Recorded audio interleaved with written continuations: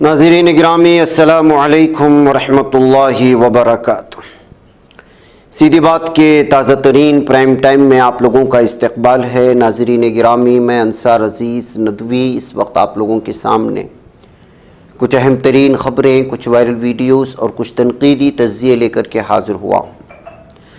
नाज़रीन गिरामी, तमहीदी तफसीलात में जाने से पहले आप लोगों से जो दरख्वास्त होती है उस पर तवज्जो करने की अपील करूँगा।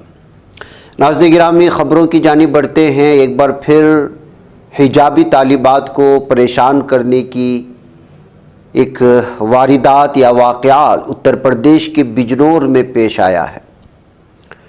अभी कुछ दिन पहले यूपी के स्कूल में किस तरह से एक मुस्लिम तालिब इल्म को एक वहाँ का प्रिंसिपल दाढ़ी रख कर स्कूल में आने से मना करते हुए मदरसे में जाकर पढ़ने की तलक़ीन करता हुआ नज़र आया। उस पर हंगामा हुआ, वीडियो वायरल हुई। अब ये बिजनौर की है। जनता इंटर कॉलेज के प्रिंसिपल ने पीर को हिजाब पहनने वाली तालिबात को क्लास में आने से रोक कर एक तनाज़ा खड़ा कर दिया है। नाज़रीन में दरअसल कॉलेज में जो प्रेयर होता है सुबह के वक्त में, उसके बाद प्रिंसिपल ने इनको रोका और शिवेंद्र पाल सिंह ने, जो यहाँ का प्रिंसिपल है, हिजाब में मलबूस तालिबात को घर भेज दिया और कहा कि अपने वालिदैन के साथ वापस आए। जब तालिबा स्कूल से बाहर आए तो उन्होंने वहाँ मौजूद किसी ने उन तलबा की वीडियो बनाकर सोशल मीडिया पर वायरल कर दिया। और देखिए किस तरह इस वक्त जो है जुल्म ज़्यादती हो रही है। नाज़रीन गिरामी, अभी हाल ही में आप जानते हैं कि इसी तरह का मामला महाराष्ट्र के एक कॉलेज में तालिबात को सर्कुलर जारी करने की वजह से वहाँ के हाई कोर्ट में चला गया था। उसकी तफसीलात मैंने आपके सामने रखी थी। फिर उसके बाद सुप्रीम कोर्ट चला गया था और सुप्रीम कोर्ट ने इस पर स्टे लेते हुए कहा था कि आप ख़वातीन को क्या पहनेंगे और क्या नहीं पहनेंगे, इसका फ़ैसला आप कैसे ले सकते हैं, दबाव कैसे बना सकते हैं।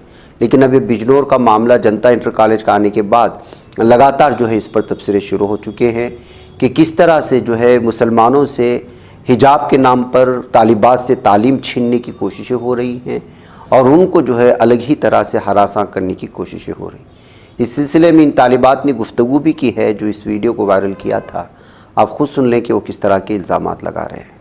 तुम जो स्कूल टाइम में यहाँ हो तो स्कूल से निकाल दे, क्या बात है? क्यों, मतलब इस टाइम तो पढ़ाई का टाइम है स्कूल में, कॉलेज में। हिजाब की वजह से क्या कहा, किसने कहा, क्या कहा? गले में पट्टी डाल के आनी है, नहीं है? दो चोटी करके और मतलब जो है गले में पट्टी डाल के आनी है, सर पर दुपट्टा नहीं रखना है। अच्छा, कितनी बच्चियां हैं? और ये कह दिया अगर ऐसा होगा तो कल को स्कूल नहीं आना है। अच्छा, तो आज मतलब ये जो वहाँ प्रेयर होती, प्रेयर के बाद आप लोगों को निकाला वहाँ से, प्रेयर में शामिल रहे तुम? अच्छा, तो अब क्या इरादा है? उन्होंने बोला कि अपने गार्जियन को अगला गार्जियन भी आएंगे, अभी जा रहे हैं सब गार्जियन भी।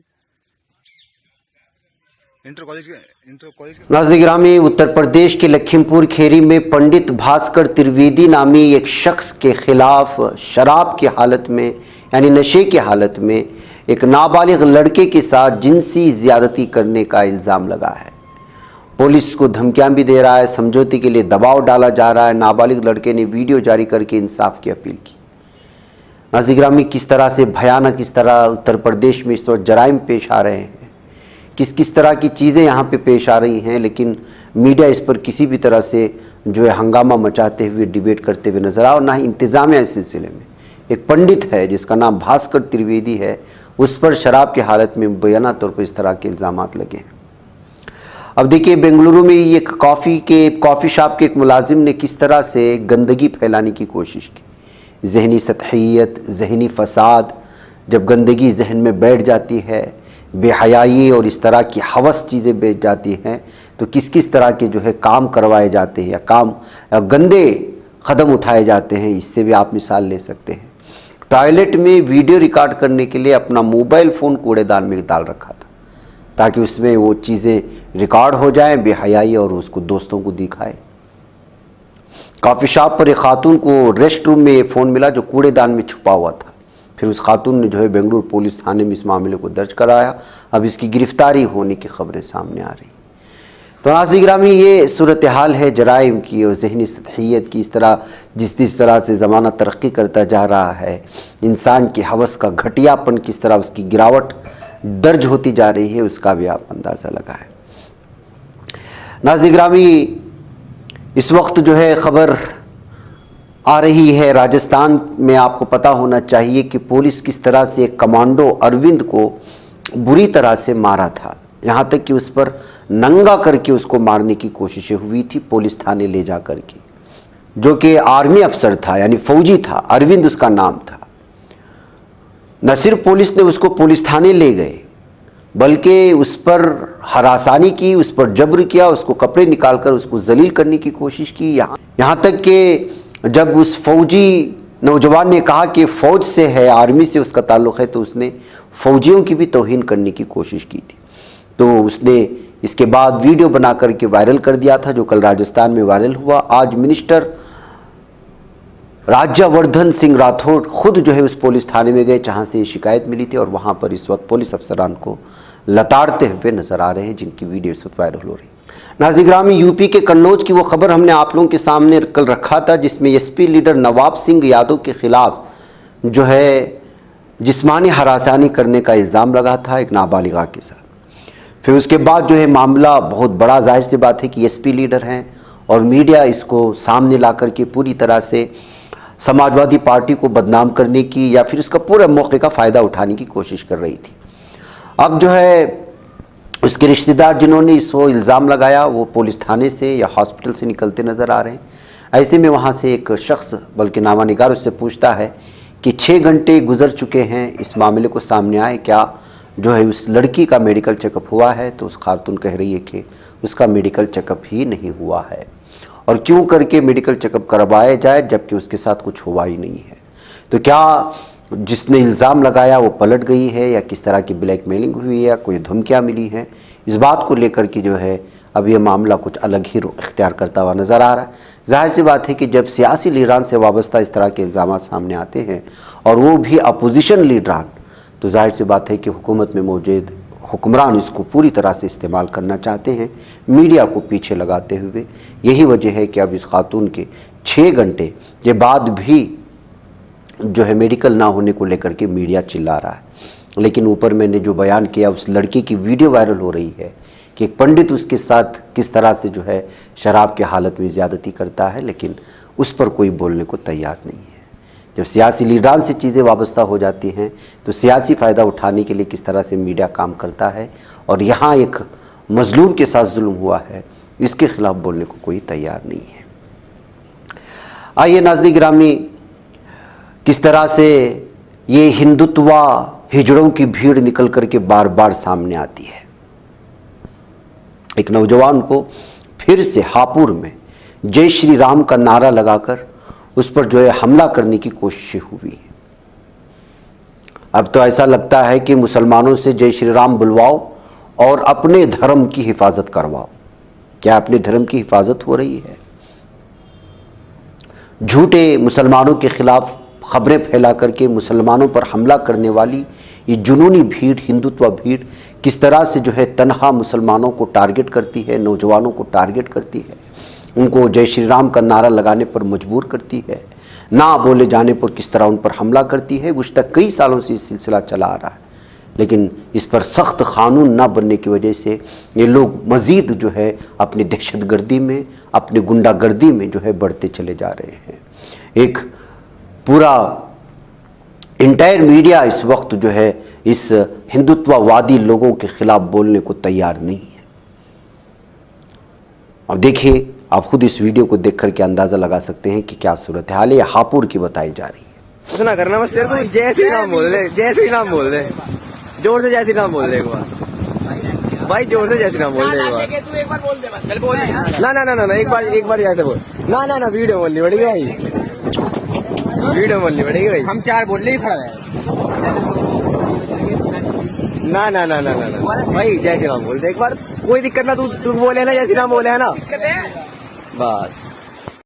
नाज़रीन गिरामी, यूपी में पेश आने वाले जराइम का गिराफ जिस कदर तेज़ी के साथ बढ़ता जा रहा है, इसका आप अंदाज़ा नहीं लगा सकते। हम लगातार वहाँ की बहुत सारी तस्वीरें वीडियोस पेश करते हैं। एक बार फिर ताज़ा वीडियो आई है मीरठ से कि किस तरह एक नौजवान को किडनैप कर लिया गया दिन दहाड़े।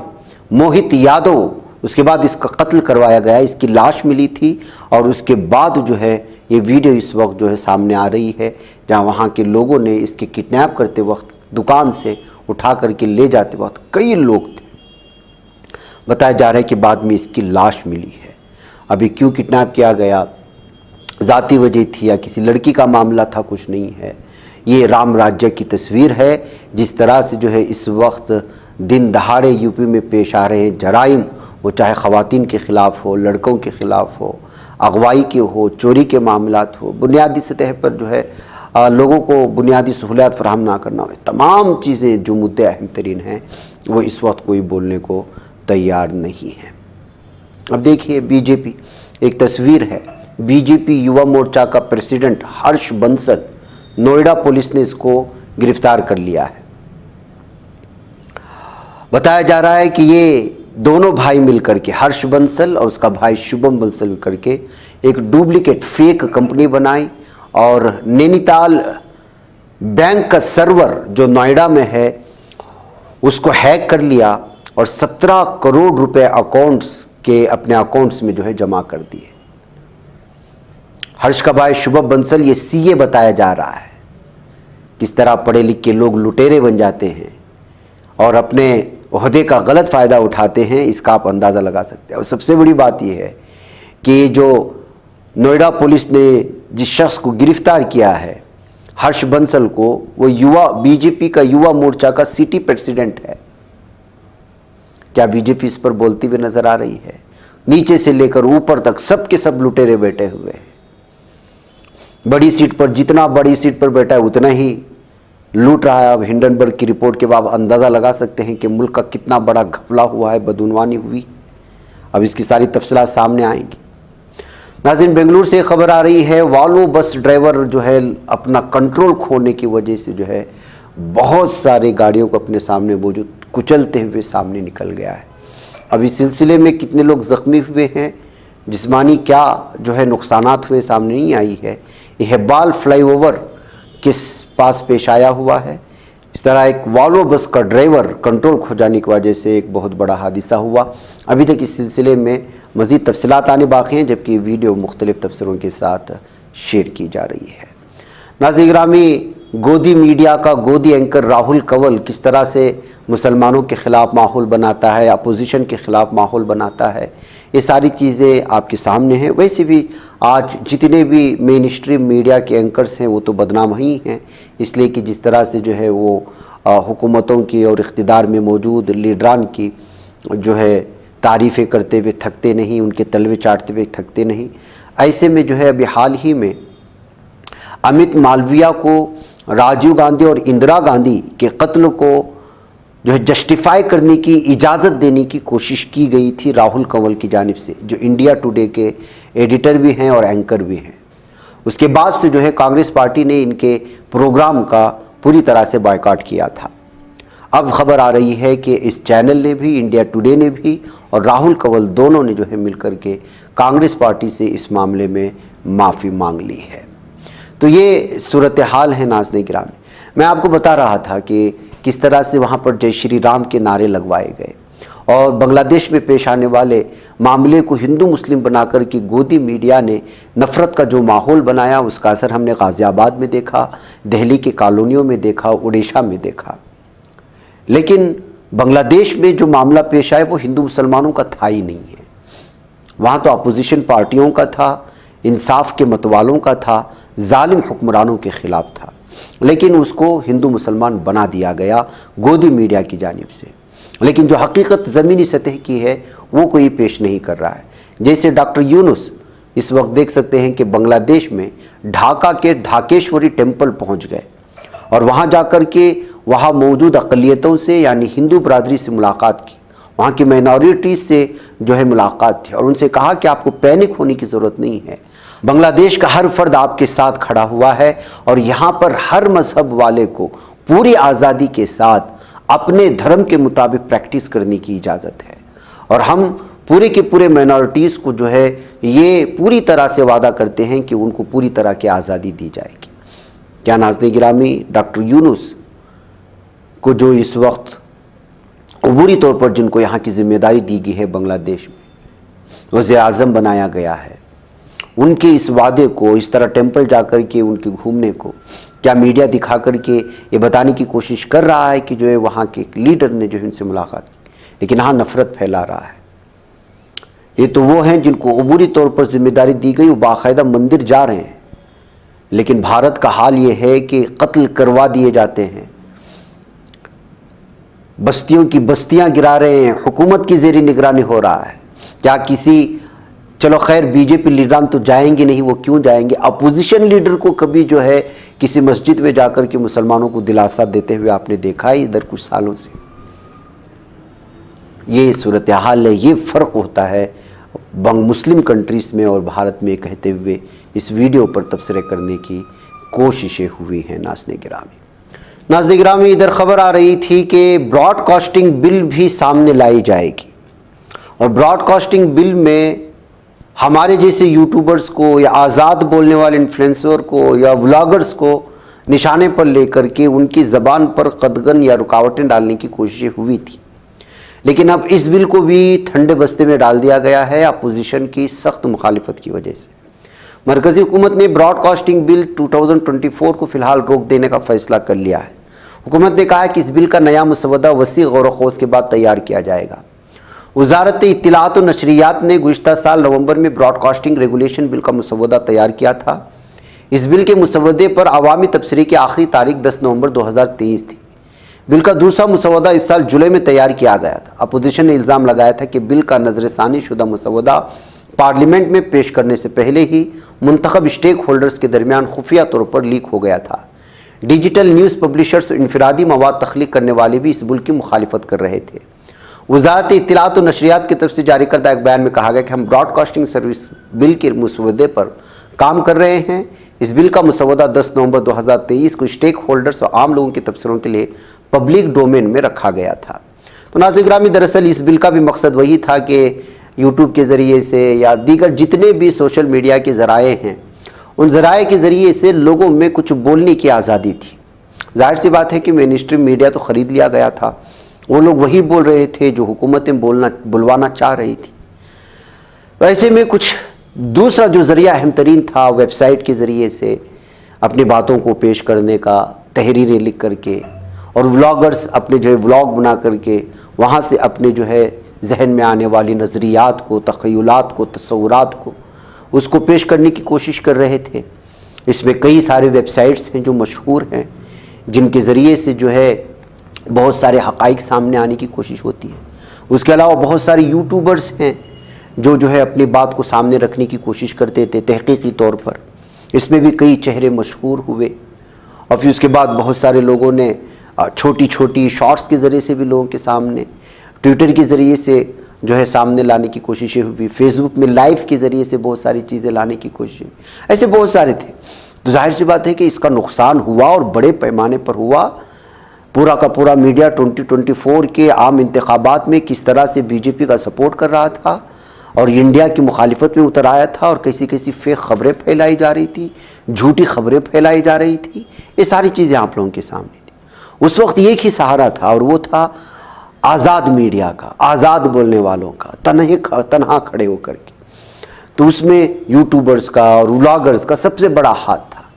तो लोगों में बेदारी पैदा हुई। जाहिर सी बात है कि लाखों करोड़ों रुपए के चैनल्स जो हज़ारों करोड़ों रुपये पर बनाए गए स्टूडियोज़, वहाँ से पेश किए जाने वाले मुनज़्ज़म साजिश के तहत पेश किए जाने वाले डिबेट्स और प्रोग्राम्स और मुख्तलिफ नामों से होने वाले अलग अलग बैकग्राउंड म्यूज़िक के साथ और बैकग्राउंड मुस्लिम मुखालिफ तस्वीरों के साथ पेश की जाने वाले अलग अलग प्रोग्राम जो बैक वक्त 100 चैनल में एक ही मौजू पर मुख्तलिफ अंदाज में मुख्तलिफ नज़रियात को पेश करके दुश्मनी फैलाने की जो कोशिशें होती वो नाकाम हुई। और इस साजिश को आवाम ने समझा, भारत के आवाम ने समझा, और इसको समझाने में जो सबसे बड़ा किरदार था वो आज़ाद ख्याल रखने वाले, आज़ाद बोलने वाले, इंसाफ पसंद सेकुलर हिंदू मुस्लिम राइटर्स का था, एंकर्स का था, एडिटर्स का था, यूट्यूबर्स का था, व्लॉगर्स का था, जिसका नतीजा ये निकला कि जो है भारत की बहुत बड़ी आवाम मीडिया की इस जानिब से परोसने वाले झूठे और फेक खबरें और मनगढ़ंत कहानियों को कबूल नहीं किया। और उसका नतीजा जो निकला वो आप लोगों के सामने है कि आज एक मजबूत अपोजिशन बनकर के खड़ी हुई। इसी मजबूत अपोजिशन के खड़े होने का नतीजा है कि आज इसी ब्रॉडकास्टिंग बिल को जो इन्हीं लोगों के खिलाफ लाए जाने की कोशिशें हो रही थी, उसकी मुखालिफत हुई तो उसको रोक दिया गया। इसी जो है मजबूत अपोजिशन को लाने का नतीजा ये हुआ कि वक्फ बोर्ड बिल में तरमीम के नाम पर भारत में मौजूद लाखों मसाजिद जो वक्फ बोर्ड की ज़मीन पर इस वाक़ हैं, उस पर कब्ज़ा करने की, उन ज़मीनों पर कब्ज़ा करने की साजिश धीरे धीरे हो रही थी, उसको भी ख़त्म करने में कामयाबी हुई है। तो नाज़रीन गिरामी, ये होता है जब कोई हम सही तौर पर नतीजा निकाल करके या फैसला लेकर के एक मजबूत अपोजिशन को पार्लियामेंट में भेजने के लिए कोशा रहते हैं। ये जद्दोजहद रंग लाती है। नाज़रीन, मुझे इजाज़त दें, इंशाअल्लाह फिर आप लोगों से बात हो। अस्सलाम वालेकुम रहमतुल्लाहि व बरकातहू।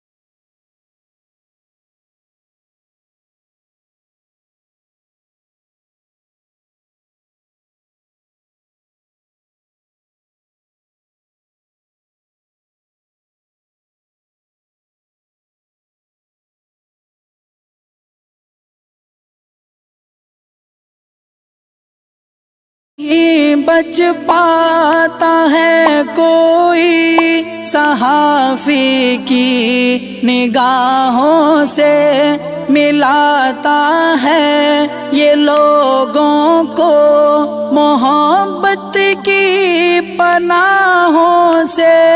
करम और दर्द मंदी का है एक संसार सीधी बात। अजीमत जुर्अतो हिम्मत का है इज़हार सीधी बात। अजीमत जुर्अतो हिम्मत का है इज़हार सीधी बात। ये चैनल हक निगर बनकर कुचल देता है फितनों को।